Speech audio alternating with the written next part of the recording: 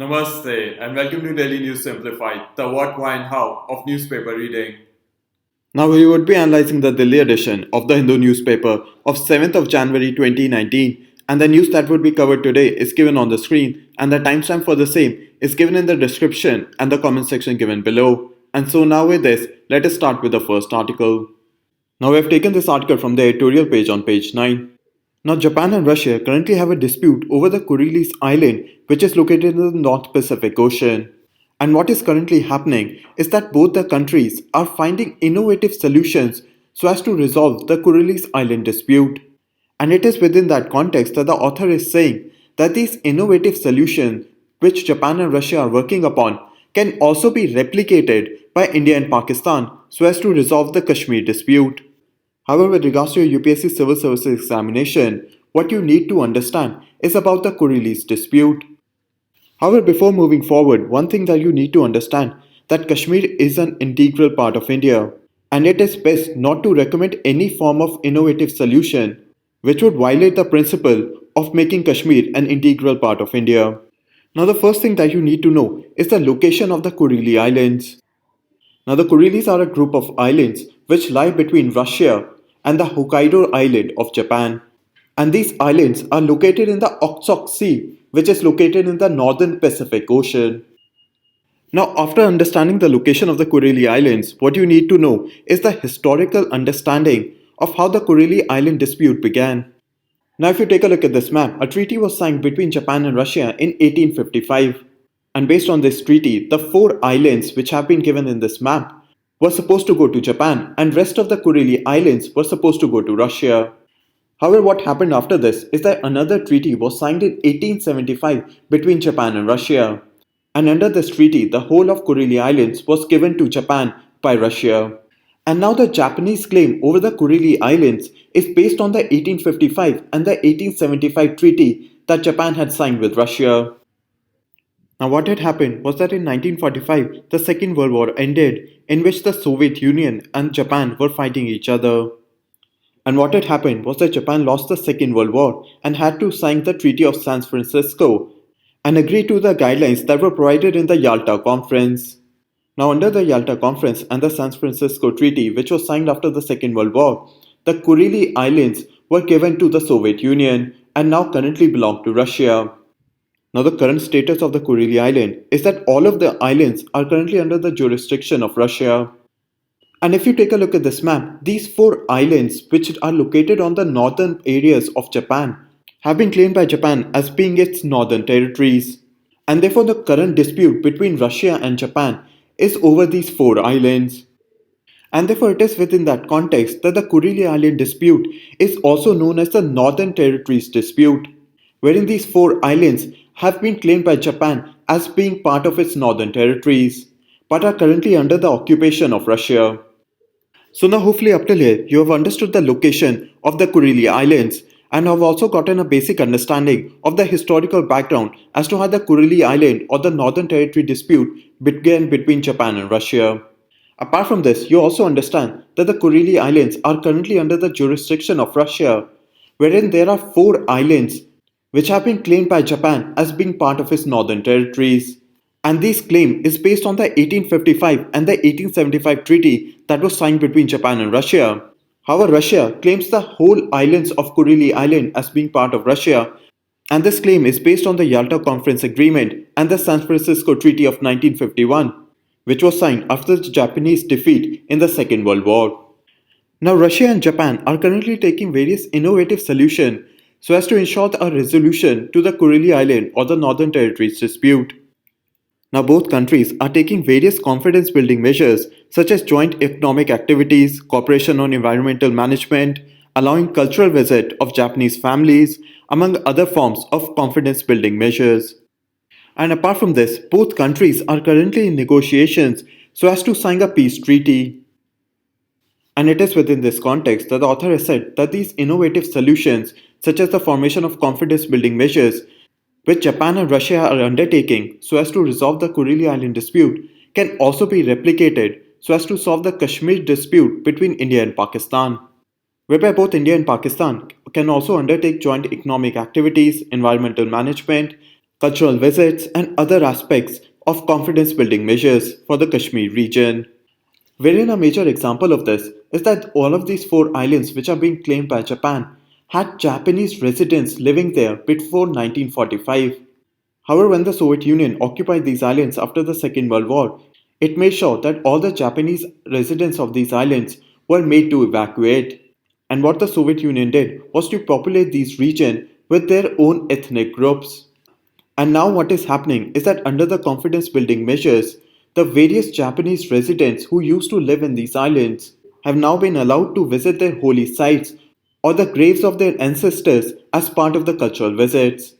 And this is one of the measures that can also be undertaken between India and Pakistan, whereby there are several holy sites which are located in Pakistan occupied Kashmir, such as the Sharda Peeth, whereby the author is recommending that cultural visits between India and Pakistan can also be undertaken as a form of confidence building measure to resolve the Kashmir dispute. However, as we have already discussed, it is not required for you to give any form of recommendation that would violate our principle that Kashmir is an integral part of India, whereby India's stand has always been that Pakistan should remove its troops from Pakistan occupied Kashmir under the 1971 Shimla Agreement, and therefore it does not allow a scope for a peace treaty between India and Pakistan. So now hopefully up till here you've understood the background of the Kuriles Island dispute and have also understood the focus of this article. Now question for practice is which of the following are correctly matched. And now what you need to do is pause this video, solve this question and wait for 5 seconds for the correct answer. Now the correct answer to this question is D, 1, 2 and 3. Wherein the Spratly Islands are located in the South China Sea, the Kuriles Islands, as you know, is located in the Okhotsk Sea, whereas the Senkaku Islands, which are in dispute between China, Taiwan and Japan, are currently located in East China Sea. Now what you need to understand from this is that there are several islands which are located in East Asia and Southeast Asia, which are currently in dispute between the several countries which border East Asia and Southeast Asia. And a common mistake that is made is that it is assumed that all of these islands are located in South China Sea. And therefore what is required for you to understand is remember all the islands which are in dispute in Southeast Asia and in East Asia, and then remember as to the location where they belong. And this is extremely necessary, especially with regards to your upcoming prelims examination of 2019, since these islands continue to be in the news as part of current events of international importance. And therefore now with this, we move on to the next article. Now we have taken the lead editorial from the editorial page on page 8. Now what this article talks about are the investigatory and regulatory institutions within India, especially the CBI or the Central Bureau of Investigation, and what are the concerns with regards to the working of the investigatory agencies between the center and the state. Now apart from this, the author gives various solutions which can be undertaken so as to tackle the concerns with regards to the investigatory institutions within India and their effect on center-state relations. So what we'll do with regards to this article is first understand the concerns that have been raised by the author, and after that we'll try to understand the solutions which has also been given by the author to tackle these concerns. Now you should see this article and the upcoming explanation first from the perspective of GS paper 2 within the section Governance and Polity. First within the subsection Issues and Challenges pertaining to the federal structure, and secondly within the subsection Statutory and Regulatory Bodies. Apart from this article and the upcoming explanation would also be seen from the perspective of GS Papers 4 within the section Ethics, and within the subsection Status and Problems in Public Administration, and Accountability and Ethical Governance. So now let us begin the analysis of this editorial. Now the author has said that there are two emerging threats to India's federal structure. The first threat that has been highlighted by the author is that various national investigative agencies of India, especially the CBI, is currently not assumed to be neutral within its functioning. And apart from this, there is also a lack of professionalism which has been seen among the cadres of the CBI. The second threat which has been highlighted by the author is that there is an increasing tendency of the ruling political parties to misuse these regulatory bodies such as the CBI for political goals. And according to the author, both of these aspects have threatened the India's federal structure. Now based on this, the first implication which has been highlighted by the author is that the national investigative agencies such as the CBI used to work very well in the past. And the first reason as to why the national investigative agencies such as the CBI used to work well in the past, because there was only a single political party which used to contain power both in the center and in most of the states. And therefore, up till the 1970s, the issue of political interference did not arise in India. And apart from this, the another reason as to why these investigative agencies used to work well in the past was that these agencies had a reputation for both professionalism and impartiality. However, what has been seen in the recent past is that there has been a movement within the national investigative agencies where they have moved away from the professionalism and the impartiality that they used to conduct their functions within the past. The second implication, which has been highlighted by the author, is of the recent denial of the general consent which was given by states to the CBI. Now, what has happened is that the government of Andhra Pradesh and West Bengal have withdrew the general consent which was given to the CBI to register fresh cases under its purview. Wherein now, within the states of Andhra Pradesh and West Bengal, the CBI will have to obtain the state's consent on a case by case basis. And by withdrawing the general consent given to the CBI, the state governments now have the opportunity to ensure that the CBI is not acting on the basis of the political influence of the ruling party in the central government. And apart from this, it also allows the state government, when they're giving the general consent to the CBI, its own influence within the investigations. Whereby, let's say, a case has been given which is going to go in opposite as to what the state government desires.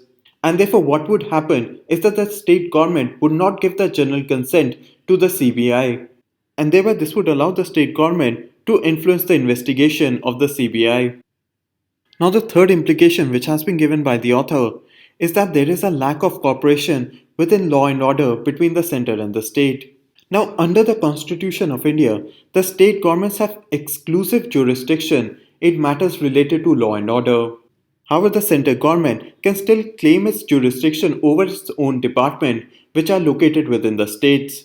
However, what the author is trying to highlight is that central agencies such as the CBI cannot discharge their duties effectively if the state government does not cooperate with the central government agencies. Wherein, if the central government agencies such as the CBI is investigating a case within a state, then it requires the cooperation of the state police. And the state police is under the jurisdiction of the state government.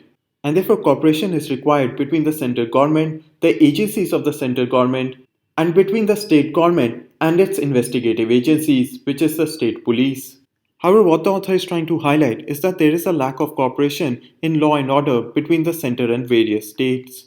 And one of the reasons this has happened is because different political parties are located within the center and within the state governments. And what has been seen is that investigative agencies are being misused so that the political parties can achieve their political goals. And the fourth and the last implication, which has the author highlighted, is that there is a lack of public confidence within India's investigative agencies, wherein the public does not consider for the CBI and other investigative agencies to be neutral within their investigation. Now, these are the four main concerns which have been highlighted by the author with regards to India's investigative agencies and how the current functioning of these investigative agencies are affecting the center-state relations. Now, the first recommended step which has been given by the author is that there is an absence of a single dominant party within Indian politics. And this means that India is currently seeing a revolving door politics, whereby the political parties continue to exchange places, whereby during one interval they're in power and during the second interval they're in the opposition. And what this means, according to the author, is that it decreases the probability of misusing the regulatory institutions such as the CBI for political goals. Wherein what would happen is that one political party and its allies are currently in power. However, by the next election, the next political party and its political allies would be in power. And this would ensure that both these political parties or these political groups would not misuse the regulatory institutions against each other. However, you have to understand that this is a speculative understanding which has been given by the author, wherein what has happened is that Indian politics has seen change in power between different political groups, but the continued misuse of regulatory institutions of the CBI has continued till date. The second main recommendation which has been given by the author is to define what is federal crimes. Wherein the author is recommending is that India should define federal crimes as what was recommended by the Malimat Committee in 2003. Now, the Malimat Committee had said that even though crime is a state subject under the perspective of law and order, but crimes which have a national implication, such as organized crimes and terrorism, can be declared as federal crime and put in the 7th schedule. Now, the 7th schedule is the Union list. And what the Malimat Committee had recommended is that a federal agency similar to the FBI of the United States can be established to oversee the investigation of those crimes without requiring any form of confirmation or permission from the state governments. Now, within this context, you also have to understand that India's National Investigative Agency, or NIA, also does not require any form of permission from state governments to investigate crimes such as of national terrorism, among other. Now, the third and the last step, which has been recommended by the author to improve the functioning of centers regulatory institutions such as the CBI, so as to improve the center-state relations, is that the elected executive within the central government should refrain from monitoring the investigations. And according to the author, judicial oversight should be allowed at all stages of criminal investigations. And what this judicial oversight would do would ensure neutrality of the investigative agencies. And by refraining the elected executive from monitoring the investigations, it would allow the investigative agencies to remain impartial. Now, these are the three main recommendations which have been given by the author on how the investigative agencies can be made impartial and neutral and thereby improve center-state relations. Now, based on this editorial and the explanation given in this section, a question for practice for mains examination is India's Central Investigatory Agencies, the CBI, has suffered from continuous assertions of political favoritism and ineffective functioning. Examine the reasons for such and suggest measures to ensure ethical governance of and by the CBI. And so now with this, let us move on to the next article. Now we have taken this editorial from the editorial page on page 8. Now what this article talks about is that India must take into account the Taliban within its Afghan policy. Now the reason the author is recommending that India has to take into account the Taliban in its Afghan policy is first, as you already understand, that there is a US proposal to withdraw its troops from Afghanistan. And this potential withdrawal of US troops from Afghanistan would increase the significance of the Taliban within Afghan politics. The second reason as to why the author thinks that India has to take into account the Taliban in Afghan policy is that because Taliban continues to gain and maintain support of the Pashtun ethnic group of Afghanistan. Now, Pashtuns are the majority ethnic group within Afghanistan, and this Pashtun ethnic group continues to dominate the southern and the eastern regions of Afghanistan. Now, apart from this, the Pashtuns continue to form the main political and the bureaucratic leadership in Afghanistan since the 18th century. And it is because of these three reasons that if the Taliban continues to gain and maintain support of the Pashtun groups, it would drastically increase their significance within Afghan politics, especially after the potential withdrawal of the US troops from Afghanistan. So now hopefully up till here you've understood that according to the author, the potential withdrawal of the US troops from Afghanistan would increase the significance of Taliban within Afghan politics. And apart from this, Taliban also continues to gain and maintain support of the Pashtun groups, wherein Pashtuns are the majority ethnic group within Afghanistan and dominate the regions of southern and eastern Afghanistan. Apart from this, Pashtuns had continued the historical leadership within the political and the bureaucratic sphere from the 18th century within Afghanistan. And thereby, because of all of these three reasons, if the Taliban continues to gain and maintain support of the Pashtun groups, it would drastically increase their significance within Afghan politics. However, after this, what the author highlights is why are the Pashtun groups supporting the Taliban? Now, the first reason as to why the Pashtuns are supporting the Taliban is first because the majority of the leadership of the Taliban is from the Pashtun ethnic group. Now, apart from this, the Pashtun tribal groups have generally resisted any form of political foreign interference within their country, whereby they had fought against the British during the 18th century. After that, they had also fought against the Soviet Union in the 1980s and had also defeated the Soviet Union. And within that similar regard, they also resent the presence of the American troops within Afghanistan. And what is happening is that the Taliban, which is trying to fight the US presence within Afghanistan, has been able to gain the support of the Pashtun tribes based on their aversion or resistance to foreign intervention or foreign interference within their country. Now, earlier, when the Taliban government existed within Afghanistan from 1996 onward, the majority of the political leadership was from the Pashtun community. However, after the US intervention in 2001, what has happened is that the second largest minority within Afghanistan, which is the Tajik population, has also gained political leadership within Afghanistan. Now, this increase in the significance of the Tajik ethnic group within Afghan politics is being resented by the Pashtun community. And therefore, what this has done is increase the support of the Pashtun community to the Pashtun dominated leadership of the Taliban. Now, these are the three main reasons given by the author as to why the Pashtun ethnic group within Afghanistan is supporting the Taliban. And the main crux from these three reasons is that the Taliban is continuing to use Pashtun nationalism to improve its position within Afghan politics. Now, the Taliban group is using the main spirit of Pashtun nationalism so as to ensure that it gains significance within Afghan politics, wherein what it has done is have its political leadership from the Pashtun ethnic community. Second of all, it is also using the spirit of the Pashtun community, whereby they have resisted foreign interference either of the British in the 18th century or of the Soviet Union in the 1980s, and the current US interference within their politics. And apart from this, the American intervention in 2001 also led to an increase in the significance of the Tajik ethnic group within Afghanistan politics. And this increase in the significance of this Tajik ethnic group is resented by the Pashtun community.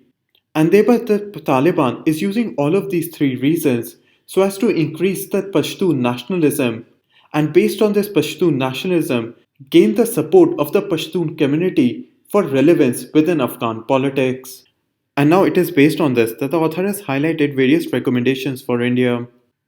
Wherein the first recommendation which has been given by the author is that Pakistan has been supportive of the Afghan Taliban, whereby Pakistan had also supported the earlier Taliban government in Afghanistan from 1996 to 2001. And this continued support for the Afghan Taliban by Pakistan would allow Pakistan greater influence and control within Afghanistan after the US withdrawal of troops from Afghanistan. And apart from this, as you already might know, that Afghanistan and Pakistan currently share a border called the Durand line. Now, if you take a look at this map, this black line, which has been colored blue, is the Durand line, which is the border between Afghanistan and Pakistan. And this orange region is the area which is dominated by the Pashtun ethnic group.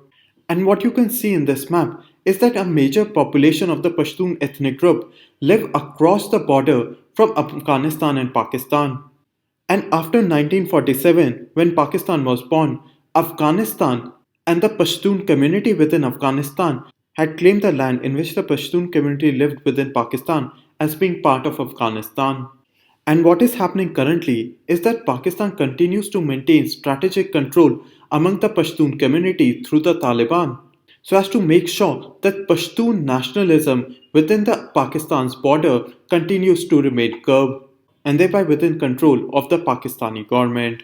And this is one of the major reasons as to why Pakistan continues to support the Afghan Taliban, since they have major influence within the Pashtun community, and thereby they can then use the Afghan Taliban so as to stop any form of increase within Pashtun nationalism within Pakistani borders.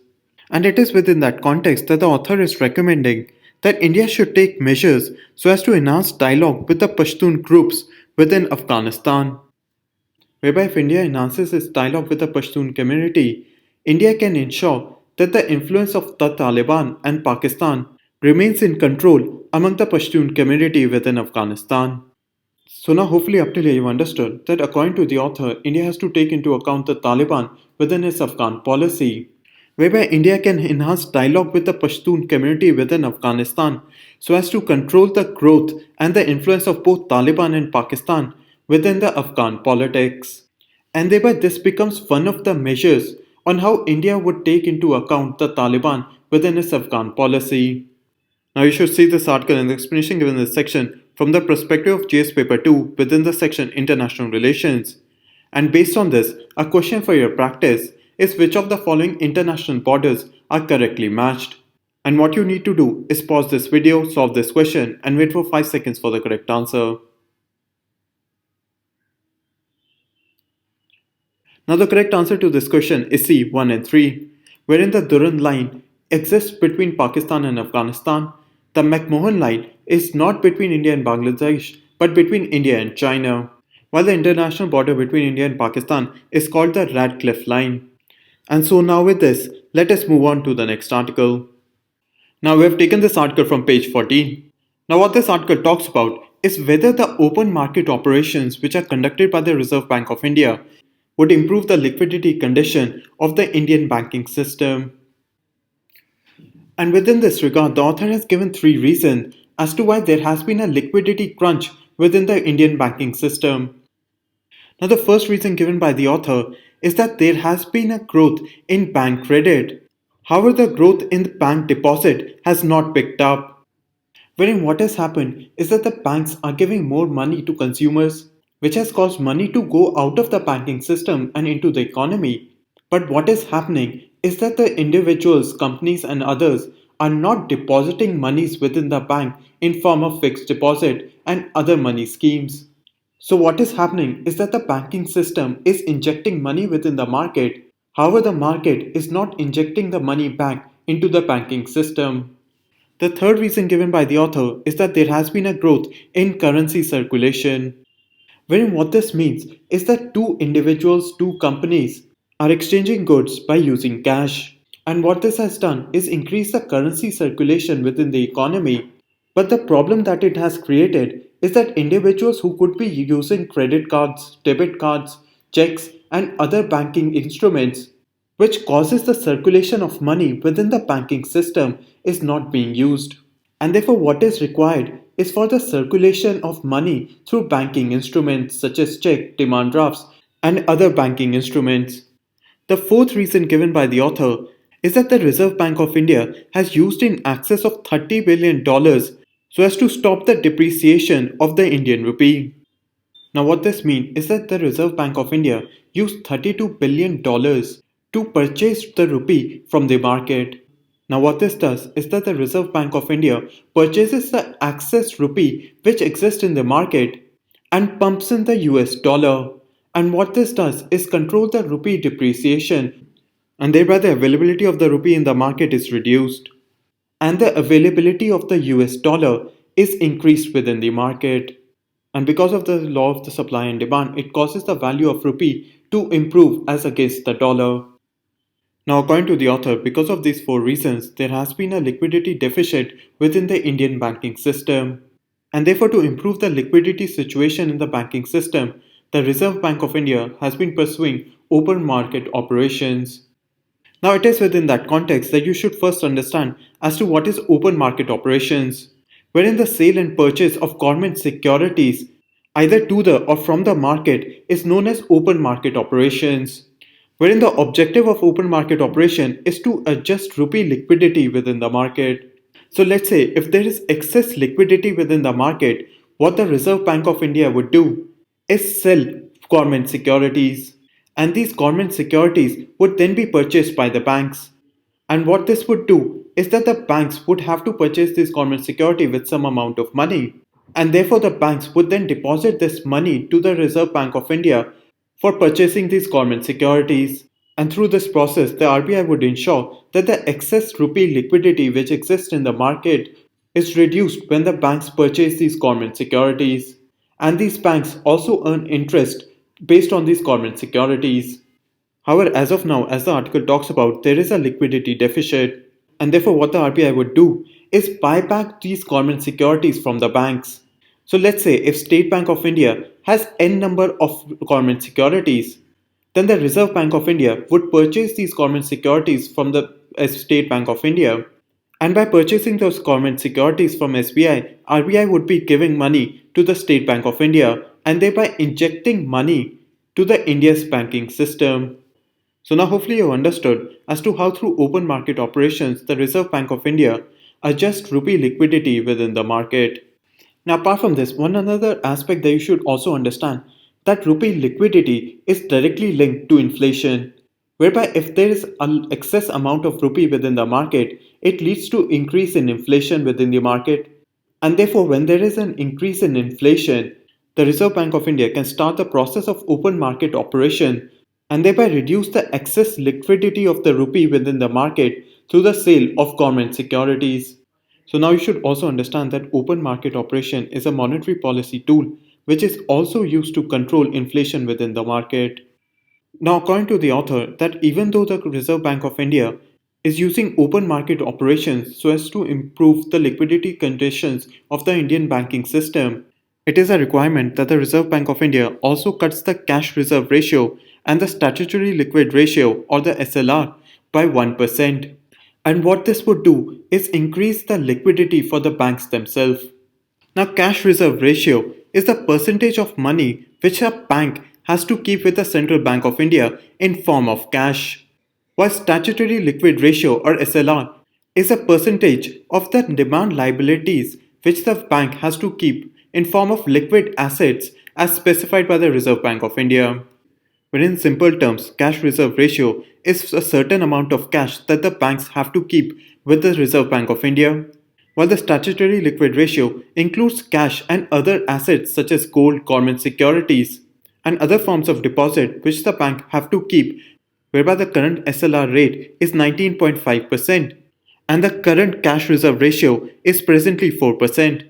And what the authors are recommending is that both of these percentages can be cut by 1%, and this then would allow the banks to keep a greater amount of money within themselves and thereby increase the liquidity of the banking system, whereby according to the author, this can free up almost 1.2 lakh crores for the banks in India.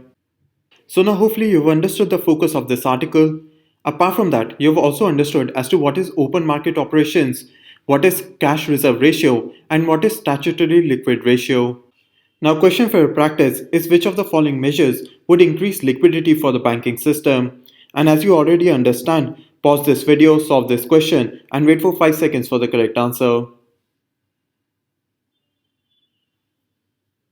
Now the correct answer to this question would be B, 2 and 3, whereby it is a decrease in the cash reserve ratio by the Reserve Bank of India, which would increase the liquidity for the banking system, whereby the cash reserve ratio is the percentage of money which the bank has to keep with the Reserve Bank of India, and the current rate of CRR is 4%. So if the Reserve Bank of India reduces it to 3%, it would increase the amount of money that the bank would have and thereby increase the liquidity within the banking system. Whereby, as you already understand, that if the banks are selling their government securities and the Reserve Bank of India buys them, and thereby the Reserve Bank of India gives money to the bank for purchasing the government security, and thereby this increases the liquidity for the bank itself.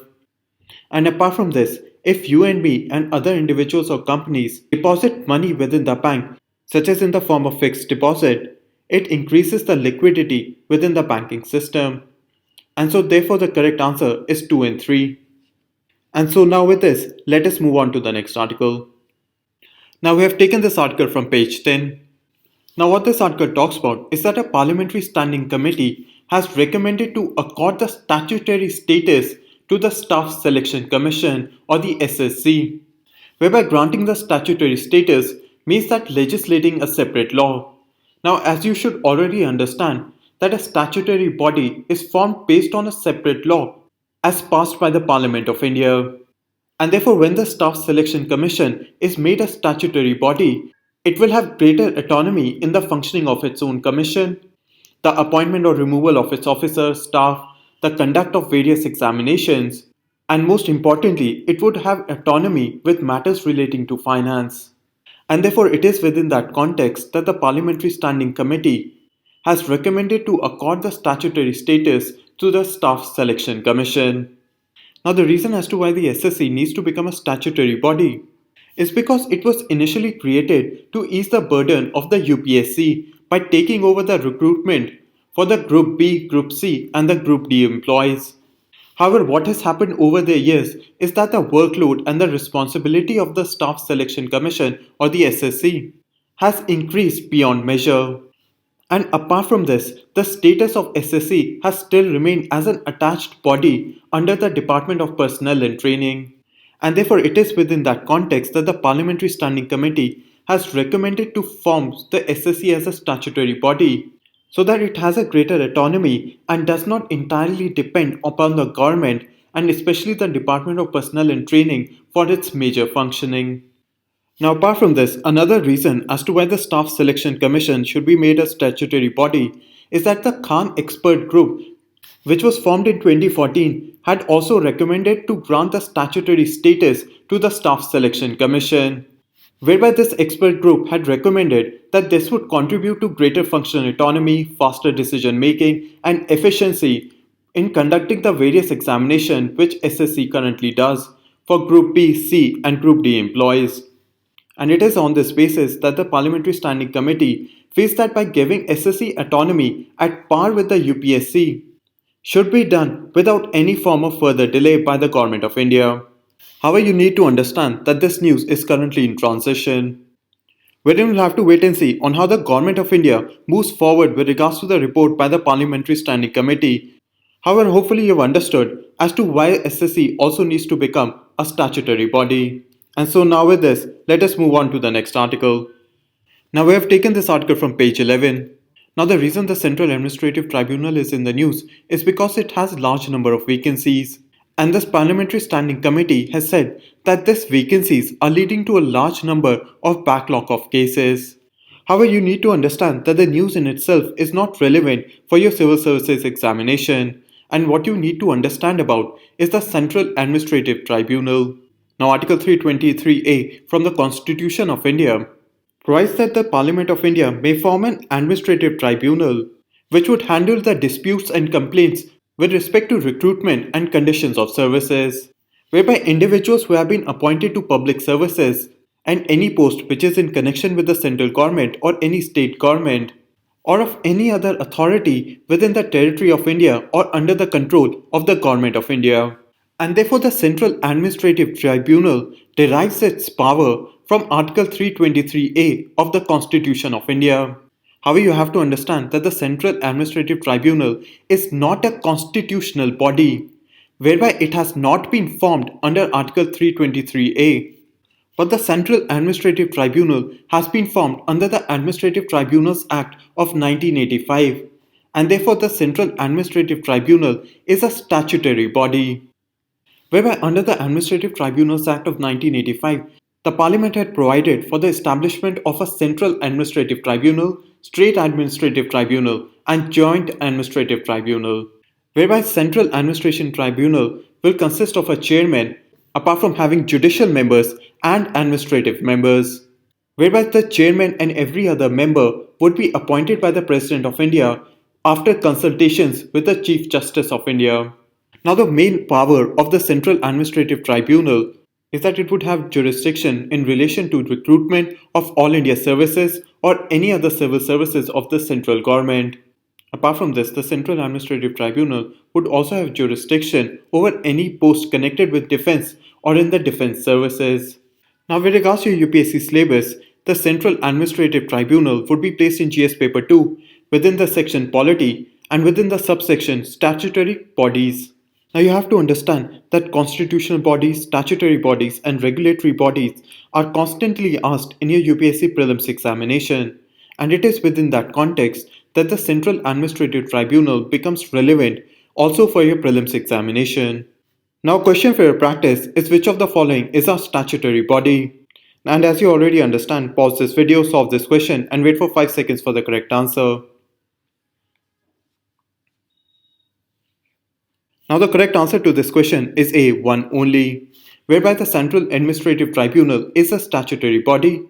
And as we have already understood in the previous section that there has been a demand made by the Parliamentary Committee to make the Staff Selection Commission a statutory body. However, currently SSC is not a statutory body, while the UPSC is a constitutional body. And therefore the correct answer is A, one only. And so now with this, let us move on to the next article. Now we have taken this article from the editorial page on page 9. Now what this article talks about is the America First policy which is being followed by Donald Trump and the recent Brexit whereby the United Kingdom is withdrawing from the European Union and how both of these protectionist measures would issue challenges for India in 2019.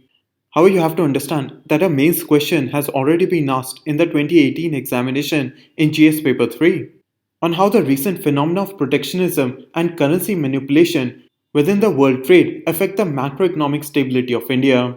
And therefore, it is very unlikely that a question again on trade protectionism may be asked in the mains examination of 2019. And therefore, what you can do is look at the Daily News Simplified video of 2nd of November, which is part of the mains discussion video which had been taken under Daily News Simplified, whereby we had discussed some of the questions which were asked in the mains examination of 2018, whereby the question on protectionism and currency manipulation affecting the macroeconomic stability of India was comprehensively discussed by Basava sir. And what I'll do is provide you the link of this video in the description section given below. And now with this we come to an end in the analysis of today's newspaper. Now we move on to the question for today.